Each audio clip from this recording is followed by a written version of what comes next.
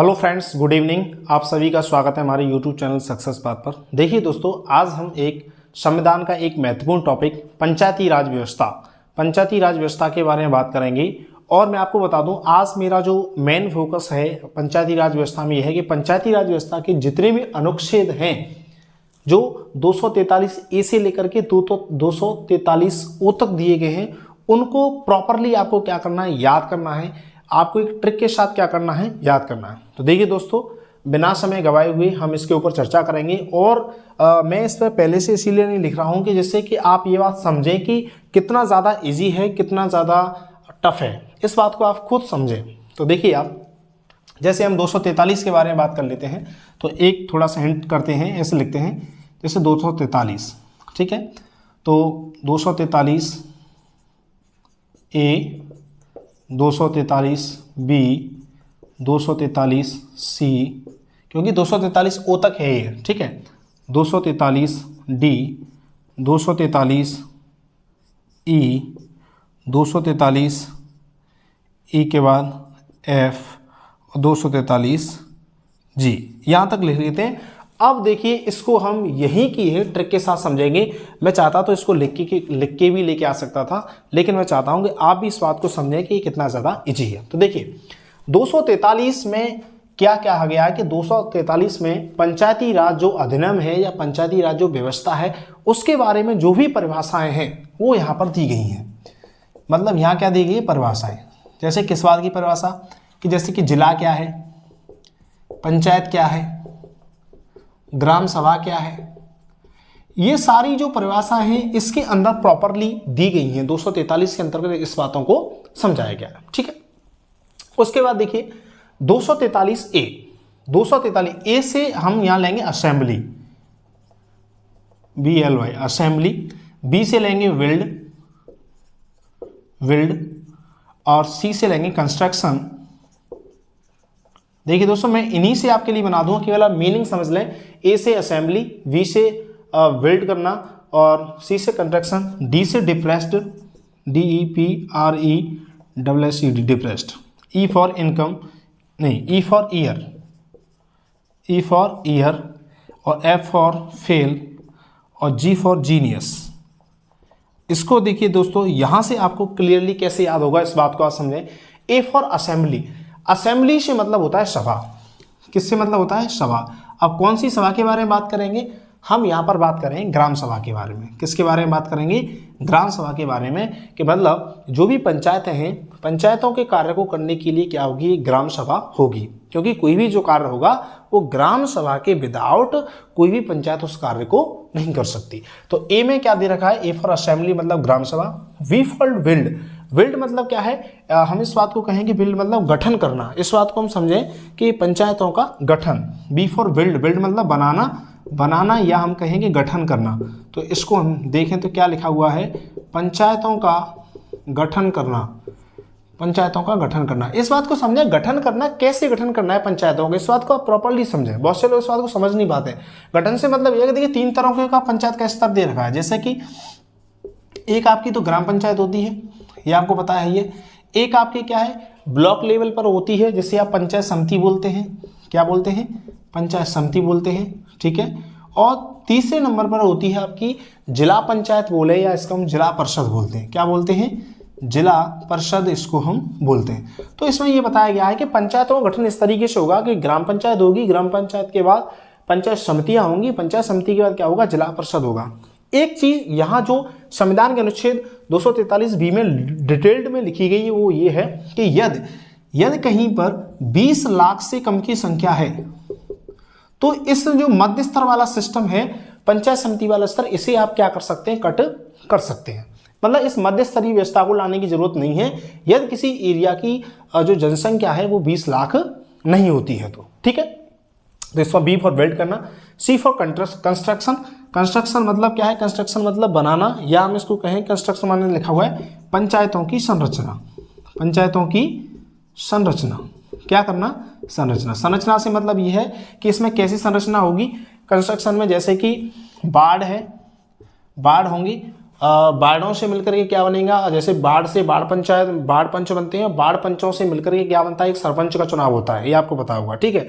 ऐसे करके जो पंचायत समिति होती है, यहाँ पे भी क्या होता है कि लोग चुने जाते हैं जिनको मंडल बोलते हैं, और वो चुन करके क्या है किसका चुनाव कर लेते हैं, पंचायत समिति का जो अध्यक्ष होता है उसका क्या करते हैं, चुनाव करते हैं। और जो जिला परिषद के सदस्य होते हैं, वो जिला परिषद के सदस्य मिलकर के किसका,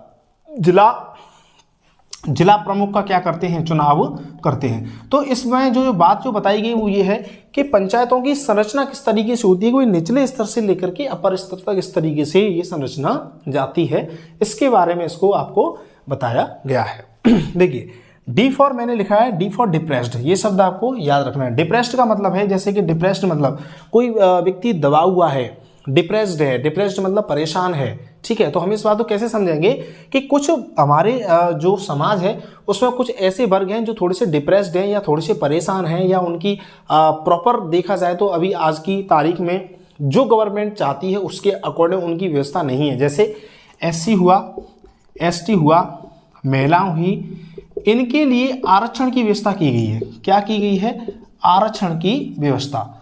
आपसे ये क्वेश्चन पूछा जाएगा कि आरक्षण की व्यवस्था SC ST और महिलाओं के बारे में जो की गई है वो कौन से अनुच्छेद में की गई है, तो मैं आपको बता दूं आरक्षण की व्यवस्था की गई है वो किसमें की गई है, डी फॉर डिप्रेस्ड में की गई है, ठीक है। ई फॉर मतलब हमें क्या रखना है, E for year, E for हमें क्या रखना है, ईयर, ठीक है।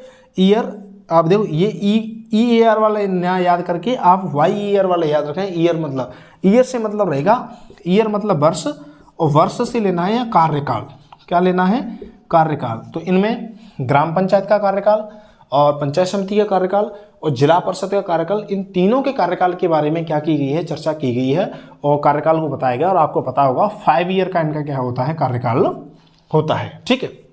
ये तो कोई समस्या पैदा नहीं होती है, तो 5 साल तक इजीली ये सारी व्यवस्थाएं चलती हैं, ठीक है। अब आ जाता है F फॉर 243 का जो F पार्ट है वो कहता है F फॉर फेल। फेल का मतलब है, मैं बता दूं, फेल से मतलब है सदस्यों की निरर्हताएं या अयोग्यताएं। हम यहाँ सदस्य जो शब्द लिखा हुआ है वो लिखा हुआ है सदस्यों की अयोग्यताएं या निर्हरताएं। क्या, निर्हरताएं, ये शब्द मिलेगा। सदस्यों की निर्हरताओं के बारे में किसमें बताया गया है कि मतलब कौन सी जगह पर जो सदस्य हैं जिनको हम अयोग्य मानेंगे तो हम सदस्यों को अयोग्य F फॉर मतलब 243 के F में बताया गया है कि कौन सी कंडीशन में कौन सा व्यक्ति अयोग्य हो जाएगा, इसके बारे में प्रॉपर्ली बताया गया है 243 F में। अब 243 के G में क्या लिखा हुआ है, G से आपको कनेक्ट करना है जीनियस। क्या कनेक्ट करना है, जीनियस। अब देखो जो व्यक्ति जीनियस होगा तो उसके लिए कुछ ना कुछ तो अलग होगा, शक्ति होगी, उसके पास अधिकार होंगे। तो मैं आपको बता दूं तो पंचायतों की शक्ति, प्राधिकार एवं रेस्पॉन्सिबिलिटी एवं उत्तरदायित्व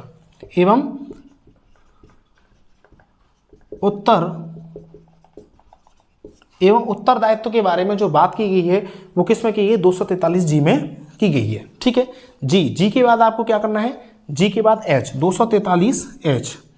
भाई 243 H में क्या कहा गया है, H को आप समझेंगे हाई टैक्स, HIGHTX। देखो आपको पता होगा अपने इंडिया में टैक्स बहुत ज़्यादा है, हाँ बहुत ज़्यादा टैक्स लिया जाता है। चाहे आप गाड़ी खरीद लीजिए या आप अच्छी इनकम कमा रहे हैं तब भी आपको टैक्स देना पड़ेगा। तो मतलब अपना जो देश है उसमें काफ़ी सारा मोटा टैक्स लगता है, जबकि दुबई जैसी ऐसी सिटी है वहाँ पर बिल्कुल भी टैक्स नहीं लगता। तो देखो हाई टैक्स से हमें क्या समझना है, तो हाई टैक्स से हमें ये समझना है कि जो ग्राम पंचायत हैं या जो भी पंचायत हैं, ये भी मतलब ग्राम पंचायत हो या ये पंचायत समिति हो या जिला परिषद है, ये भी क्या कर सकती है, अपनी तरफ से टैक्स लगा सकती हैं, ऐसा इसमें कहा गया है। तो हम इसको लिखेंगे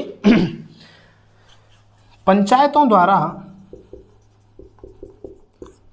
द्वारा कर लगाने की शक्ति।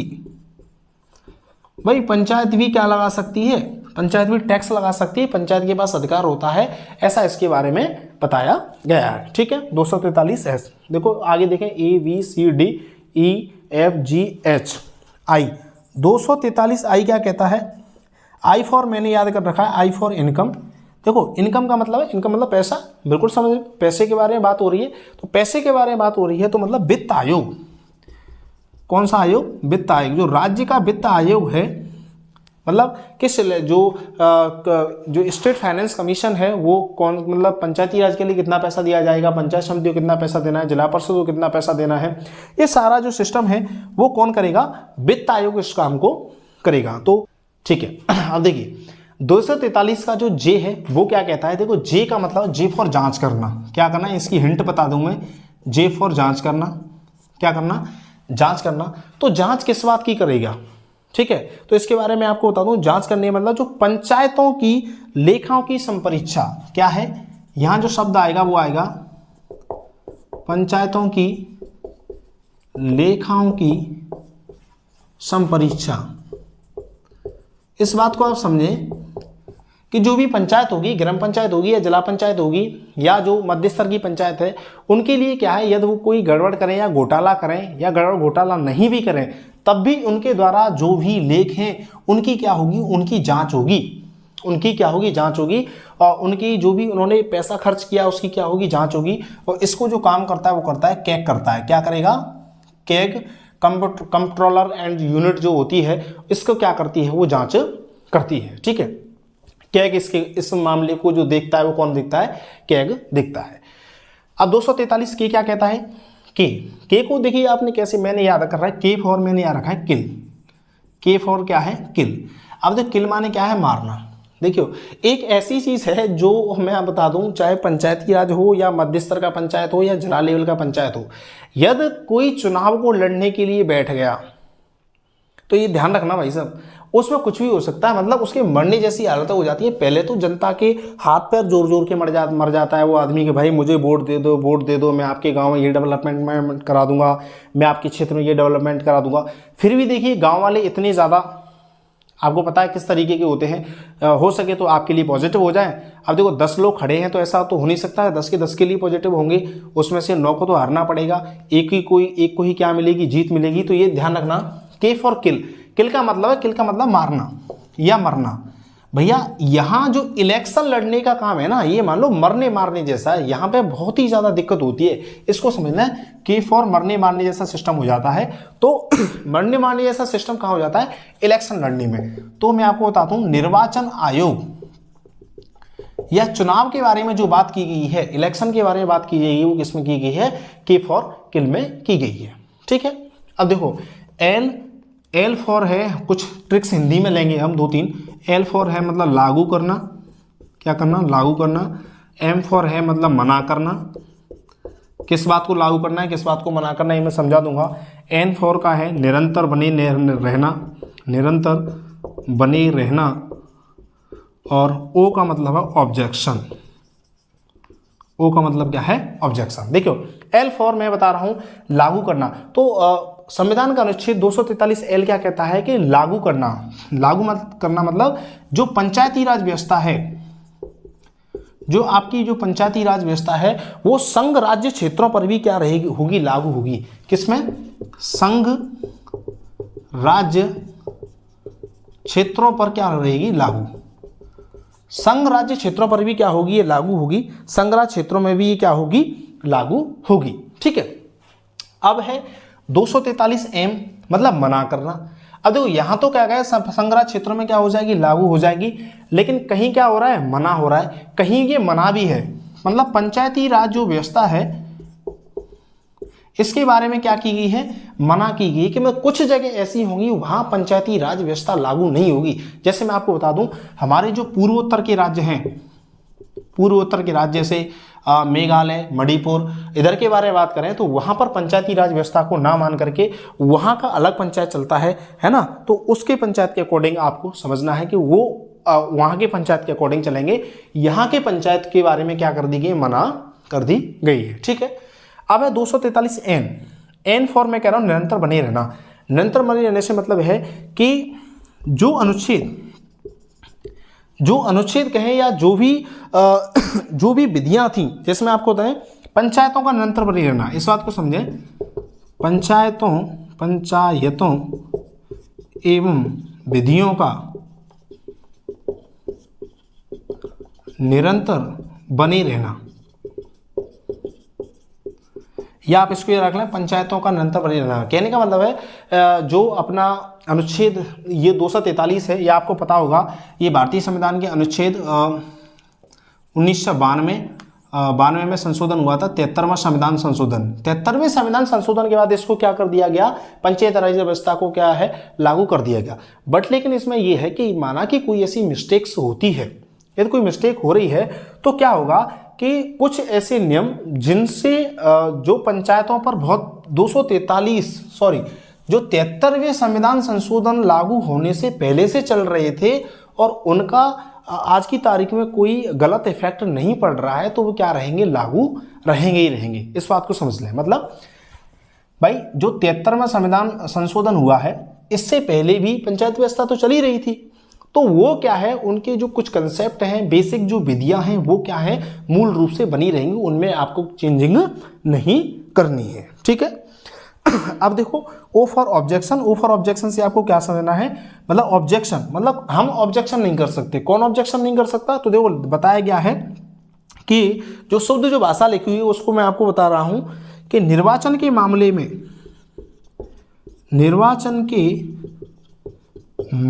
में न्यायालय का वर्जन। कहने का मतलब है कि निर्वाचन का मामला हो, इलेक्शन का मामला हो और इलेक्शन से रिलेटेड कोई बात हो, तो वहाँ न्यायालय का वर्जन है, मतलब वहाँ पर न्यायालय अपनी बात नहीं करेगा। कहने का न्यायालय को इस चुनाव की प्रक्रिया से दूर रखा गया है। कौन से चुनाव की प्रक्रिया से, चाहे वो ग्राम पंचायत लेवल का चुनाव हो, चाहे मध्य स्तरीय लेवल का चुनाव हो, या जिला परिषद लेवल का चुनाव हो, मतलब यहाँ इसके लिए आप कहाँ नहीं जा सकते, न्यायालय में नहीं जा सकते। ठीक है। तो इसमें मतलब ये आपके लिए बताया गया है कि आप जो न्यायालय है इसमें ऑब्जेक्शन नहीं करेगा। ठीक है दोस्तों, मैं समझता हूं कि ए से लेकर के ओ तक आपको याद हो चुके होंगे। एक बार आप रिपीट करेंगे, आप कनेक्शन बैठाएंगे, आपको प्रॉपरली याद हो जाएंगे। और इसके बाद एक और जो नगर पालिका अधिनियम है उसको भी मैं आपके लिए एक ट्रिक के साथ याद कराऊंगा। ठीक है, तब तक के लिए